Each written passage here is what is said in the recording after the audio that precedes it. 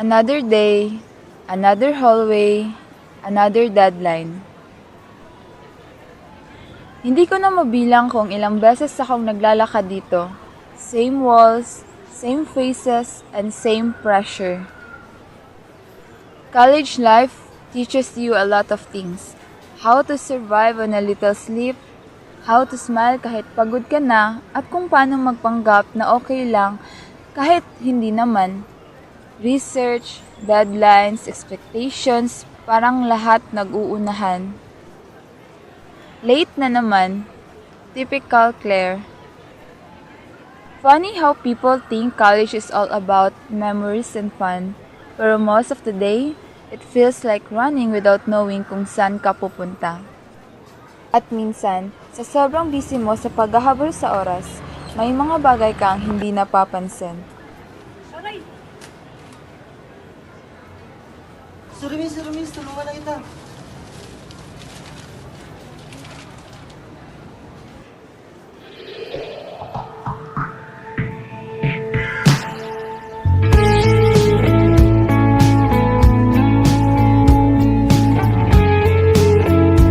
At that moment, everything went quiet, like time suddenly froze.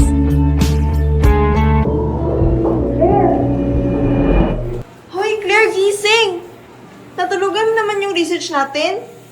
Ano ba? Tapusin mo na yan.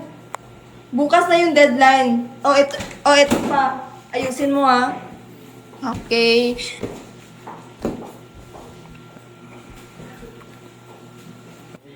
Hay, panaginip lang pala yun.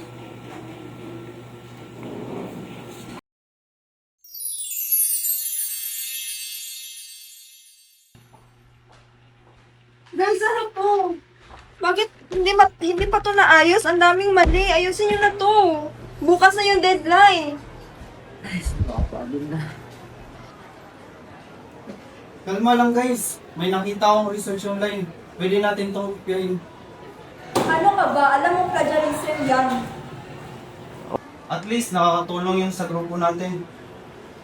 Rules is rules na, diba? Kahit anong mangyari, mali pa rin yun. Guys, remember stewardship?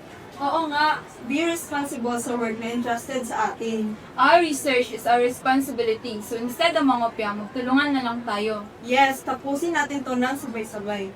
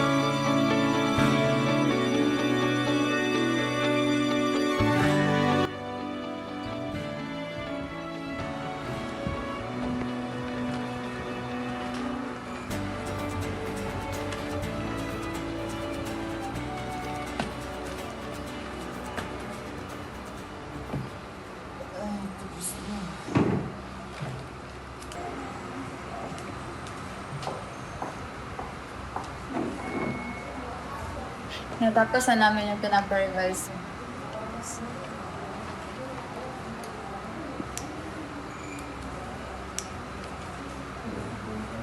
Good job, guys. Siguradong tapos na tayo nito. Oo naman. Ay,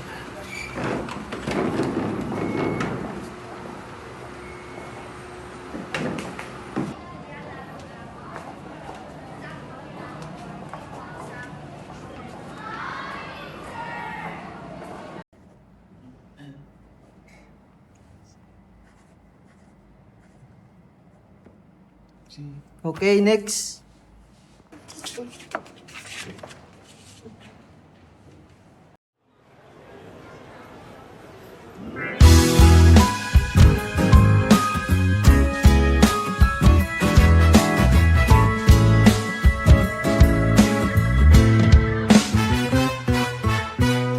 Hindi naman inaakalang ikaw pala ang makakasama. Ang hanap ko. Uy, focus.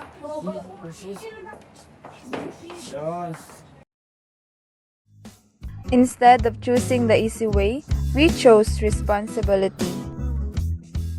Tanungin ko kayo, paano nyo mapapatunayan na kayo talaga ang gumawa ng research na ito? Hindi ito perfecto, pero bawat page pinagtrabahoan namin. Pinili namin maging honest kahit mas mahirap. Grades can be given, but integrity is earned. And that is what makes your research valuable. Okay, congratulations. Congrats, class.